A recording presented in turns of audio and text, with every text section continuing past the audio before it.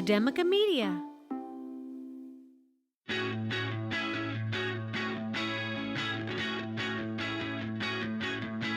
From Academica Media Studios in Miami, Florida, it's Big Ideas in Education, a weekly recap of inspiration and innovation in your schools. Hello, everyone.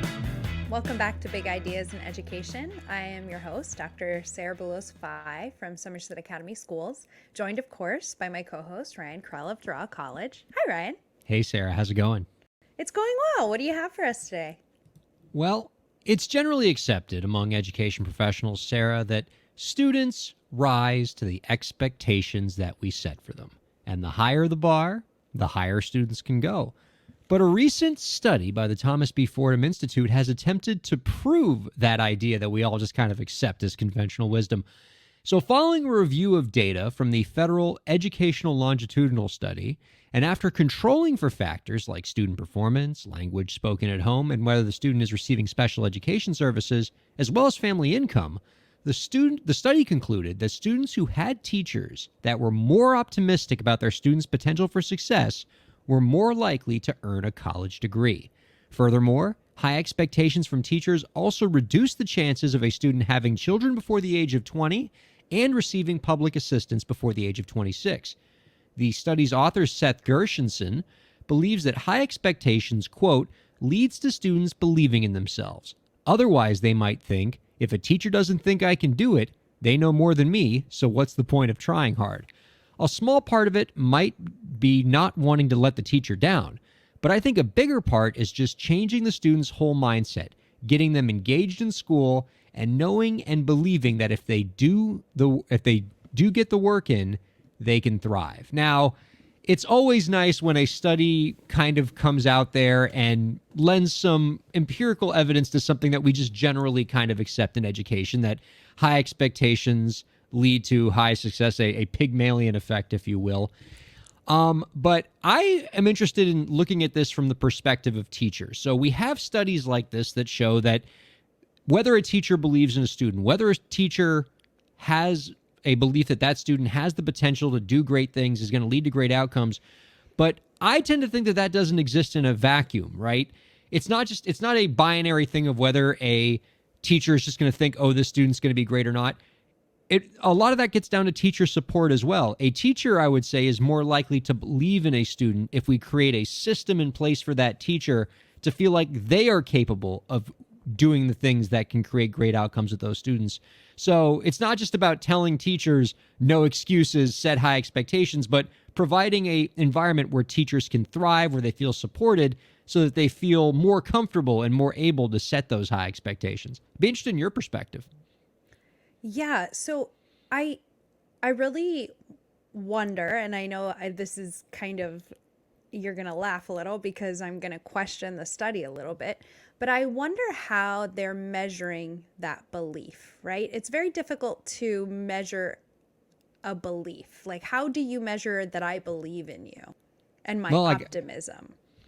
Well, in this case, and I'm pretty surprised that the educational longitudinal study actually had this as a variable, but admittedly, it's not the best measurement, but they did ask these teachers sort of a one-off question of whether or not they felt that a particular student had the potential to succeed. And it was like a yes or no type thing. Yes or no. Okay. So they had a survey that the teachers answered, because I am maybe more curious. I think as a researcher, it's very difficult to measure belief, right? How do you measure someone's beliefs about something?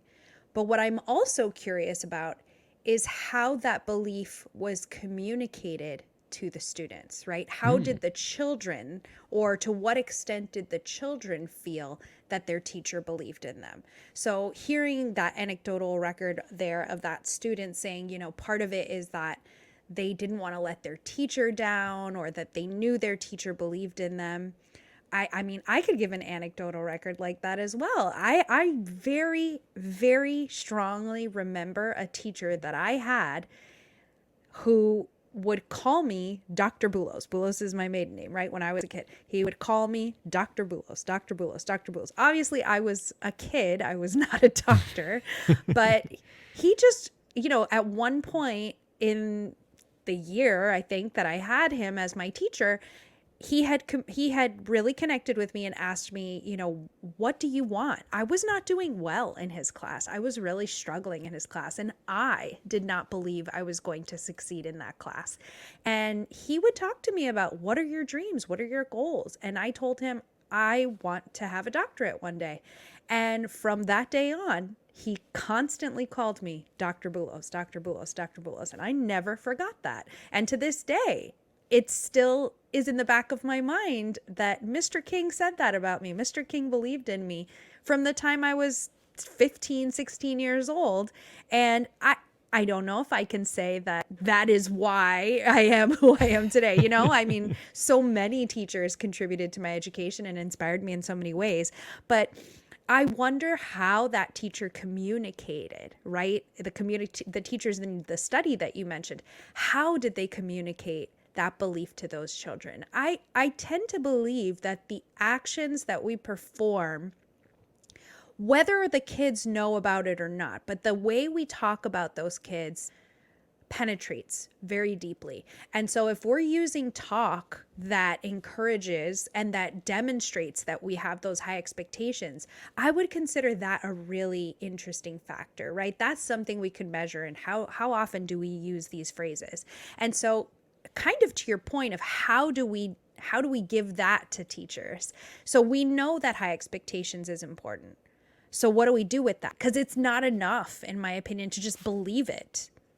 Mm-hmm. I think we have to ask, how do we communicate that? How do we show the children in the room in front of us that we are here for them and we want them to succeed and we want to be a part of their success? Well, I think there's two different things at play here that at least there's some empirical and anecdotal evidence suggest could have an effect on student outcomes with respect to holding high expectations, right? One is this idea of, if the teacher expects that the students can achieve, that's going to cause them to be more effective as instructors because they think the students can achieve more. And there's some old studies that I'm sure you probably came across that where they told a teacher, oh, this group of kids are the smart kids, and then like that teacher wound up getting better outcomes with those students, even though those students were testing the same as every other group in school. And in that case, there was no second variable of the teacher communicating to those students, you can do it. But just the teacher feeling like the students can achieve had an impact. But to your point, there's also that next level of the extent to which a teacher communicates to the student their belief in that student.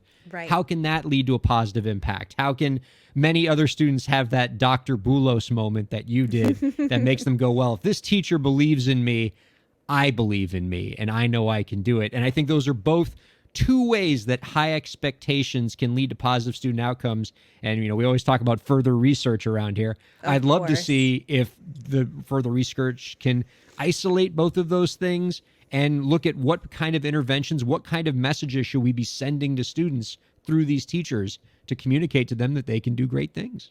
Absolutely. I think that it does get down to behaviors, and I think that's something that's interesting about whether we realize it or not as the teacher, that we are saying certain things or behaving a certain way or encouraging in certain ways because of the expectations we have, right? The beliefs impact our behaviors. And so beliefs are a really difficult thing to measure, but behaviors are things that we can measure and emulate. And that, I think, is, as a researcher and as a teacher and as an observer, I get really excited about, okay, so what behaviors are happening here that I can isolate and say, this is something I want to try to replicate in my classroom. That's exciting as a prospect to me. Right. So while we all kind of accept this conventional wisdom, I don't think that means that the educational research has to stop there. Definitely not. There's a lot more that can be done to figure out not just the what that this exists, but how and why and what intervention should we be doing to get the most out of this really exciting education phenomenon. Absolutely. So what story do you have here? I saw the article that you sent over. This looks pretty cool. Yeah, so I want you to picture a classroom, any classroom. And what does it look like, right? Probably a teacher, podium maybe, 25 desks, interactive whiteboard.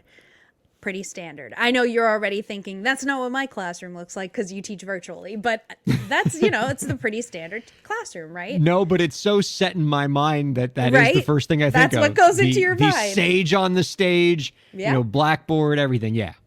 Well, that's not the case for ninth graders in Mesa, Arizona, where over 135 kids are in one giant room.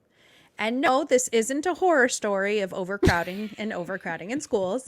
This is an example of how a group of teachers brought their expertise into one physical space in a practice known as team teaching. 5 years ago, faced with high teacher turnover and declining student enrollment, Westwood school leaders decided to try something different. Working with professors at Arizona State University's Teacher College, they piloted a classroom model known as team teaching, and it allows teachers to voluntarily dissolve the walls that separate their classes across physical or grade divides. The teachers share large groups of students, sometimes 100 or more, and rotate between large group instruction, one-on-one interventions, small study groups, or whatever the teachers as a team agree is the priority for the day. What that looks like at times, chaos, kind of looks like chaos at times. It's in fact part of a carefully orchestrated plan. Each morning, the Westwood teams meet for 2 hours to hash out personalized programs for every student on their shared roster, dictating the lessons, skills, and assignments the team will focus on that day. By giving teachers more opportunity to collaborate and greater control over how and what they teach, Mesa's administrators hope to fill staffing gaps and boost teacher morale and retention. Carol Basile, Dean of ASU's Teachers College, who helped design the teaching model, said, quote, "The pandemic taught us two things. One is people want flexibility, and the other is people don't want to be isolated. And the education profession is both of these. It's inflexible and it is isolating." Team teaching offers a potential solution to that problem, giving educators the opportunity to collaborate and observe their peers in real time with their exact same students. In a survey of hundreds of the district's teachers last year, researchers from Johns Hopkins University found that those who worked on teams reported greater satisfaction with their job, more frequent collaborations with colleagues, and more positive interactions with students. And students are noticing a difference too. Quentin Rawls attended a middle school with no teams and not enough teachers. 2 weeks into 8th grade, his science teacher quit and was replaced by a series of subs. Quote, "I got away with everything," recalled the 14-year-old. That's not the case in 9th grade, says Rawls. He said he appreciates the extra attention that comes with being in a class with so many teachers at once. "There's 4 of them watching me at all times," he said. "I think that's a good thing. I'm not really wasting time." But the model is not for everyone. One teacher at the school, Ms. Beasley, has tried to recruit other math teachers to volunteer for a team, but many tell her they prefer to work alone. Team teaching can also be kind of a scheduling nightmare, especially at schools like Westwood, where only some staff work in teams and principals have to balance their time and needs with those of the other teachers. And school leaders stress they would never force teachers to participate on these kinds of teams, which I think is an important note, since that choice would be pretty important to the success of the team. I think I've mentioned on the show before that I personally have been involved in a similar teaching experiment, and I have, lots of opinions, and I had a lot of fun with it. But I'm curious what your thoughts are on this, Ryan. Well, I certainly love the idea of shaking up this conventional model. This, 30 students in front of a screen that we've, literally been doing for centuries in education. Anytime somebody comes in with something new, I'm intrigued by it.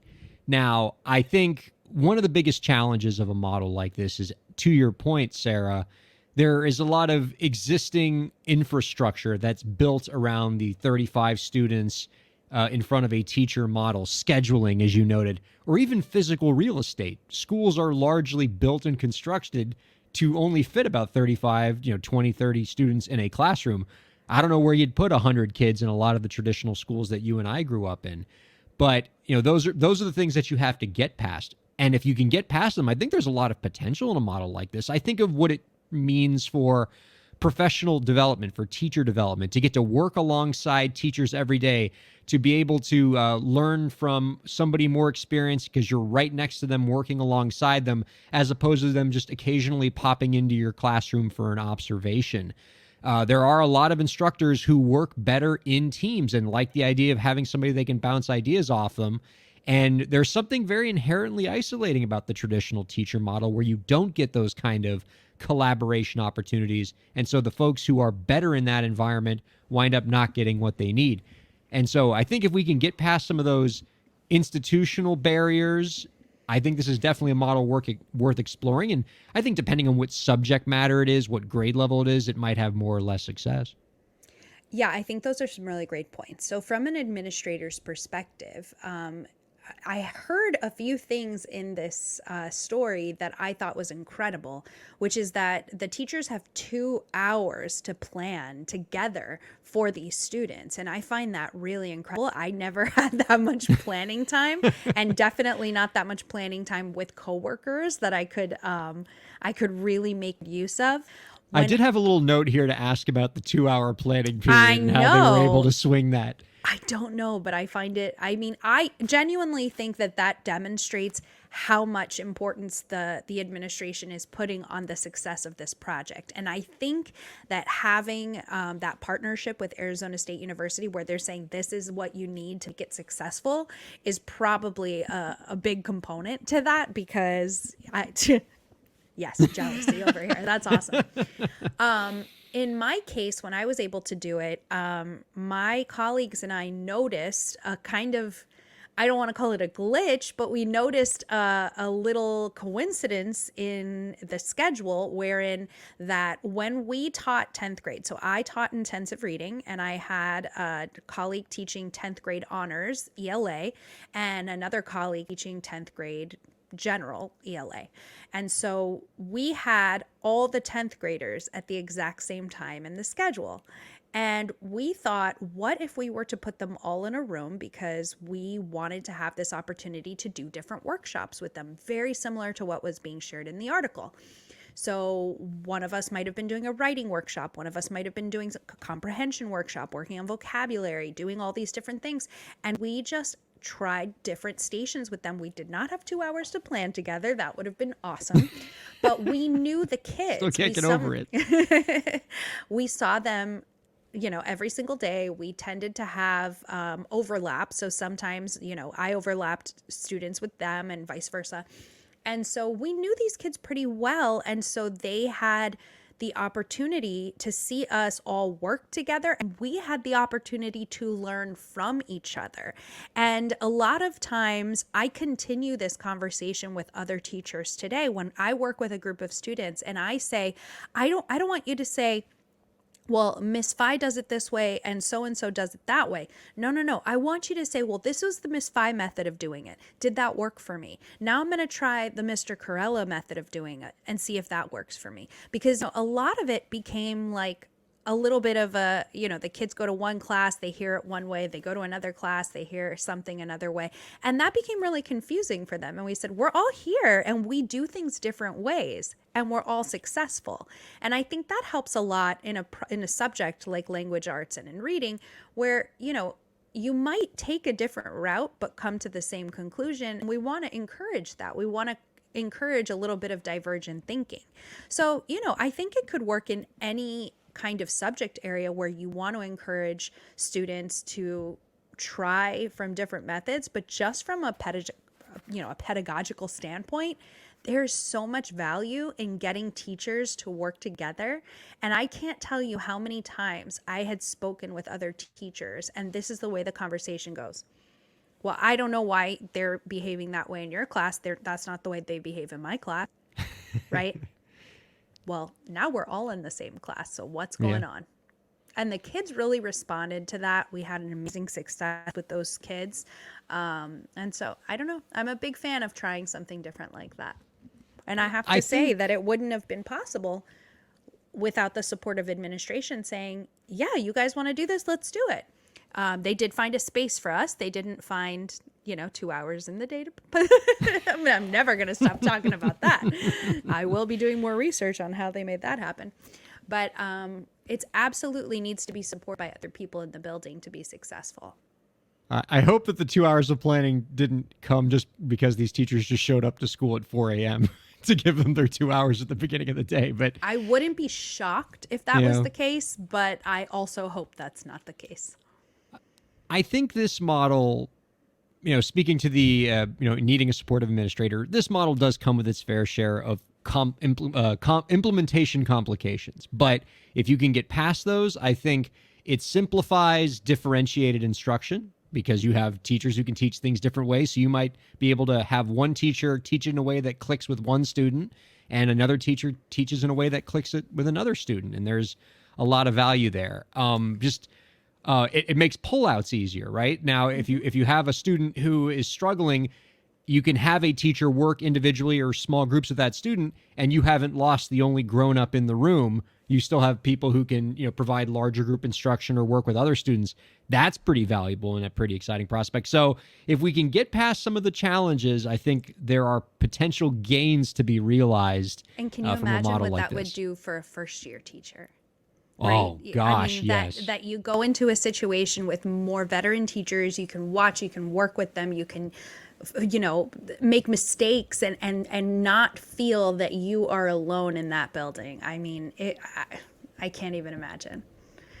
Well, I'm so glad we got to share these practices and these findings with everyone on the show today. We'd love to hear your opinions on it. Please feel free to reach out to us using the hashtag Big Ideas in Education.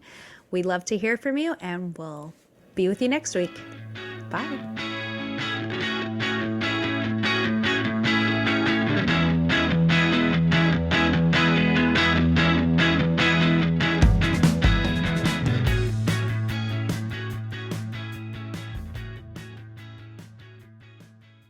The views expressed on the preceding program have been those of the hosts and guests and do not necessarily reflect the views of Academica, its clients, staff, affiliates, or advertisers.